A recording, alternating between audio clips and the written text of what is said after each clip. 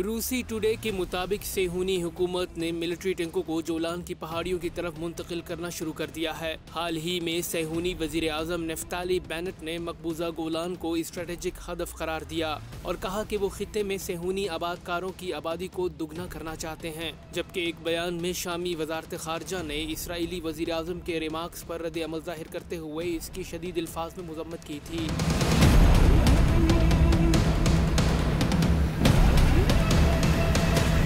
शामी वजीर खारजा फैसल पिक्तात ने वाजे किया कि गोलान शाम का हिस्सा है और शाम इस इलाके से सेहूनी कब्जा खत्म करने के लिए हर मुमकिन इक़दाम उठाएगा।